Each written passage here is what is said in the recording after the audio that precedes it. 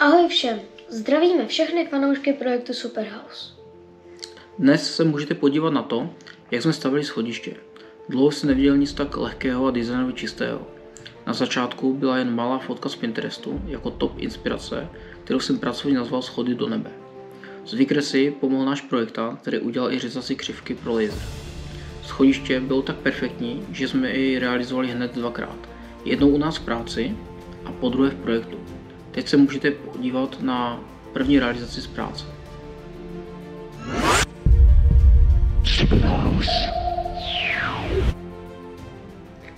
Postavit 3 metry vysokou armaturu pro schodiště uprostřed domu není úplná maličkost.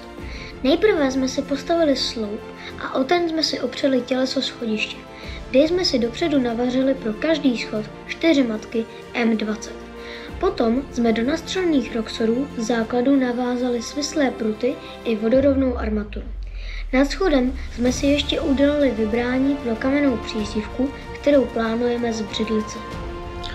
Následně jsme museli do armatury natáhnout husí krky a krabice na elektro.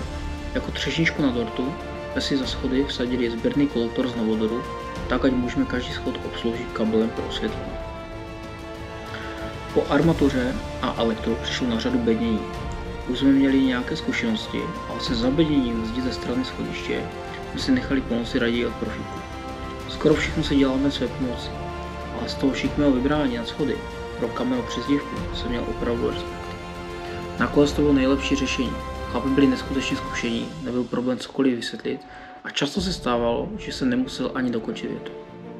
Velmi dlouho jsme na tento tým čekali a věnovali nám jen půl den svého času, protože jim hořel v práci jeden termín za druhým. Ale o to více si vážíme jejich přístupu a pomoci. Dodnes jsme v kontaktu s parťákem těchto tesařů Karlem, který, když může, vždycky poradí alespoň po telefonu nebo se staví cestou z práce, když je potřeba.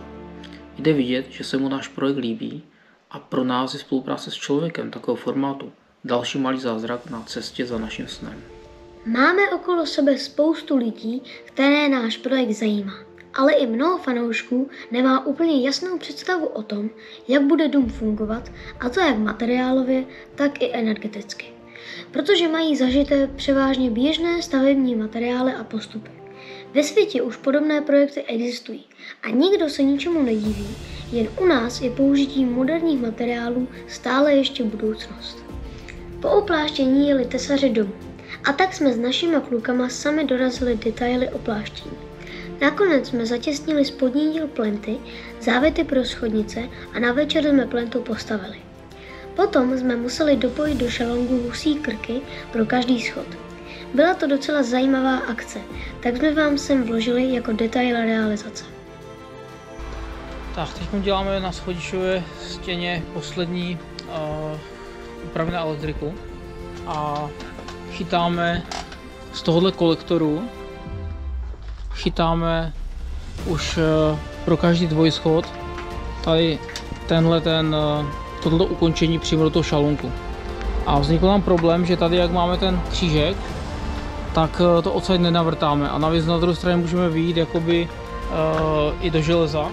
Tak jsme museli vyvinout takovou fintu, kdy jsme vzali 2 silné magnety a tímto způsobem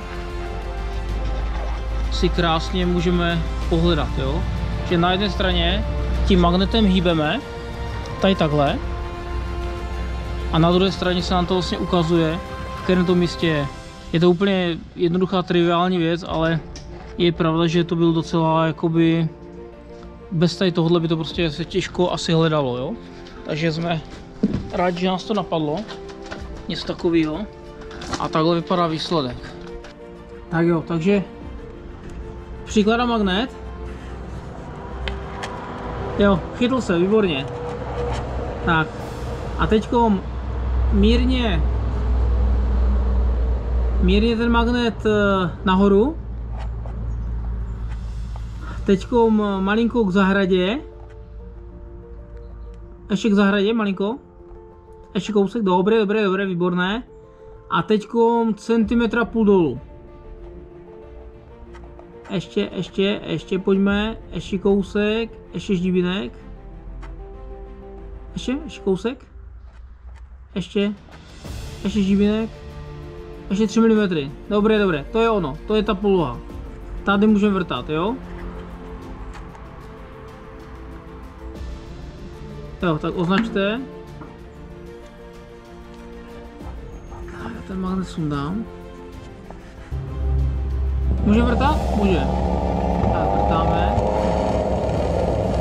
Uvidíme, jak se trefíme. Ještě nejste? Dobré. Paráda. Je to jenom o tak o 4 mm mimo risku. Dobré to je. Takže teď už můžeme dát šroubek.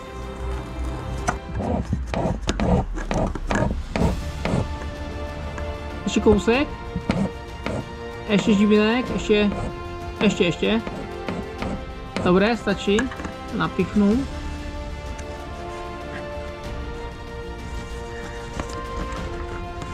Můžu tam pořádně chytit, ale já to chytnu.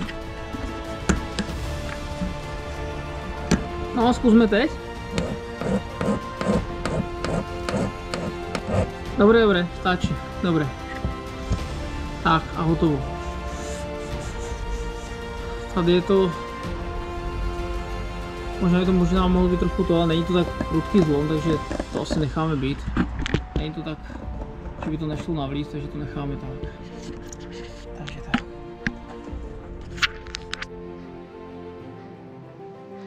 Jako další fázi jsme si poskládali plentu z druhé strany. Tato strana už byla relativně jednoduchá. Jediné, co jsme zde vymysleli navíc, byla nika uvnitř zdi, která byla vyrobena dopředu a pod ní příprava pro mou postel, která bude zabudovaná ve zdi tak, aby neměla žádné nohy. Prostě opět iluze levitující postele, jako to máme vymyšleno v ložnici. Ale o tom zase příště. Poslední bombonek v designu této strany zdi je hladký povrch betonu. Proto oplašťujeme šalung bazénovou fólií. První oplaštění silným plastem jsme si vyzkoušeli ve východní sekci, kde jsme desky spojovali tmelem. Byla to šikovná práce, tento spoj má ovšem jednu nevýhodu. Jak materiál pracuje vlivem změny teploty ráno, odpoledne a večer, tak spoj pracuje a tmel praská. Je to tím, že použitý polyuretan nebyl dostatečně elastický. A bylo by lepší jej nahradit jiným pružnějším tmelem. V komentářích můžete doporučit tmel, který se vám co se týče elasticity osvědčil nejlépe.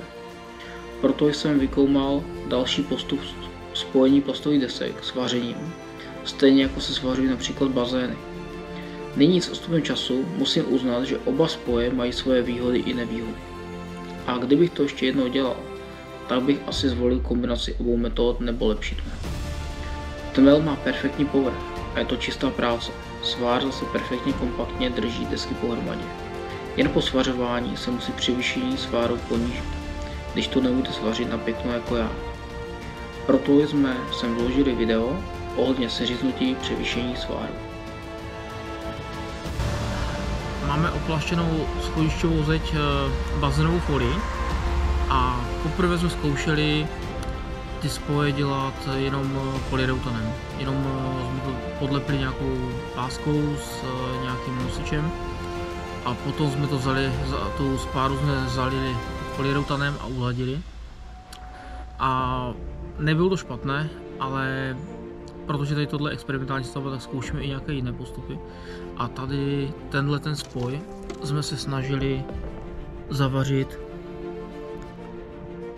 zavařit nitrogenovým takovým vyvěčem. Je to bezvadná věc, určitě doporučuji, je to mnohem lepší než nějaká horkozduška nebo nějaký lejstr, ale je tam nějaké převýšení a určitě ti lidi, co vaří třeba bazény, tak to určitě dokážou zavařit úplně perfektně. Ale já se přiznám, že já svařuju jenom nárazníky, které potom ještě tmelíme a lakujeme, takže nejsem zase takový profesionál, tak na to konto jsem si musel nějak pomoct. A my to snažíme nějakým způsobem upravit, aby to bylo stejně vysoké, tady tahleta spára, aby byla všude stejně vysoká, jo? Nějak takhle. Aby v tom betonu to nějakým způsobem netrčelo nebo to nebylo nějaké velké prohloubení. A nejprve jsme zkoušeli to stáhnout přímou freskou, ale to nám moc dobře nefungovalo. Bylo to hodně pracné a nefungovalo to dobře. A náš elektrikař z práce vymyslel bezvadnou věc. Vymyslel, že když vezmeme tady ten nožík na okna a vezmu kousek plastu z petky, z takovéhle, tak to jde strčit do toho nožíku a to rozdělit na 2 poloviny.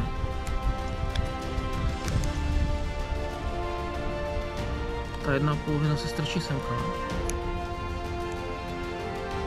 Zkusím to teď to vidět pořád.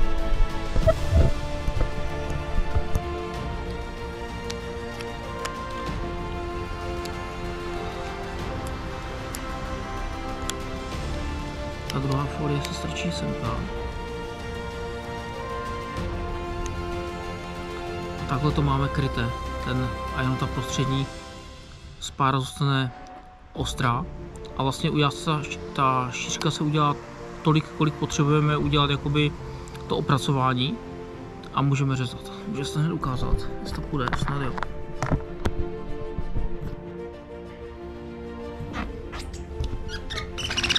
A je to bezvadná věc teda, protože ono to uřezat takhle pěkně rovně a tak, aby se nožík nedostal moc hluboko, tak to opravdu je určitý problém.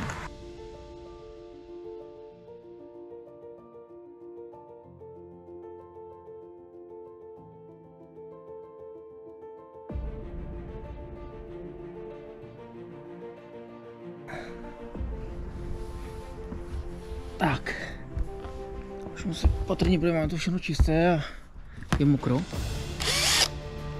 Tady jenom zahloubíme tady ten otvor pro tu šuptyč, ať to má pěkný okraj, tam neudělá nějaký problém.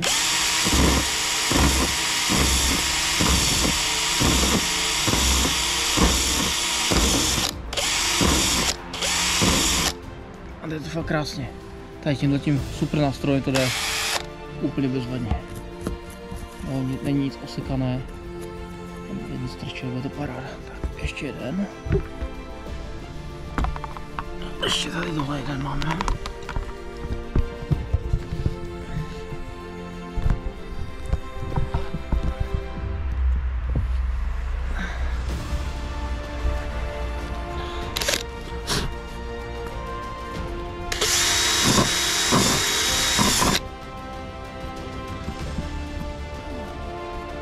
Tak to je úplně něco jiného samozřejmě. Tady tímhle prostě dělám strašně moc rád, je to fakt krásná práce.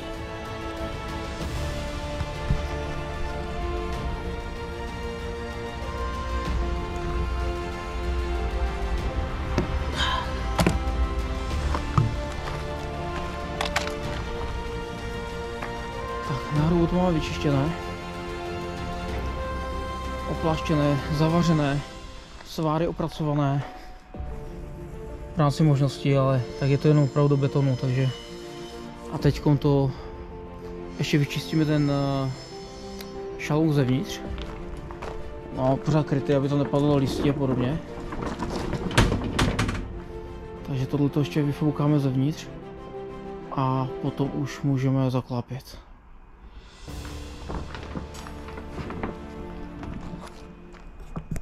V této fázi zabednění jsme trošku s Míšou a Jirkou zatměli, ale i poslední plenta se nakonec na několikrát postavila, což bylo další malé vítězství, protože celá opláštěná plenta byla dost těžká. A její zvednutí v plném visu bylo téměř na hraně možností techniky. Když jsme ten stroj pořizovali, tak nás od koupě všichni hodně odrazovali. Dneska jsme zpětně s týmem moc rádi, že manipulátor máme i přes jeho vysoký věk a proběh. Motohodiny se mu zasekly někde na hranici 20 000 motohodin. A tak ani nevíme, kolik motohodin už stroj opravdu ve skutečnosti odpracoval. Ale stále je to super pomocník. Konečně přišel den D a můžeme betonovat. Domluvila se pumpa, pohledový beton bez popílku a cca půl hodiny před betonáží volají z betonárky, že jim došel cement. Prostě absolutní cena. A tak už asi mícháme beton, jenže tentokrát pohledový. Z toho plyne ponaučení. Nikdy neříkej nikdy. Není to tak dlouho, kdy u nás natáčel náš kamarád Vidlák a když jsme se mu dočovali, že si betonujeme sice skoro všechno sami, dokonce v tom máme i docela systém, jen s výjimkou pohodového betonu. Nejsem ten, kdo z boje utíká a občas i něco risknu, jako třeba celý tento projekt Skorus. A tak jsme přidali cement a šli nedobrovolně do míchání pohodového betonu. Čas ukáže, zda to bylo správné rozhodnutí, ale jsme rádi, že jsme si to zkusili. Věříme, že to bude dostatečně pevné a tak jako tak to bude lepší než cihla, která by nám schodiště nevynesla a dům dostatečně nezavětrovala. Přípravy v oceli i šalování bylo doslova nekonečné, proto jsme se rozhodli betonovat, i když nám betonárka odřekla dodávku betonu na poslední chvíli. Děkujeme za sledování stavby našeho snu. Podpořit nás můžete odběrem tohoto kanálu. Cílem je inspirovat ostatní při výstavbě použitím betonu, ocele a skla. Jsou to materiály, které si určitě zaslouží stejnou pozornost i oblibu, jako například cihly nebo dřevostavní technologie. Pro nás je vaše sledování obrovská motivace, jak v produkci videa, tak v projektu. Odběry jsou ovšem důležité hlavně pro naše partnery, bez kterých se naše vize ani content prostě neobejdou. Děkujeme.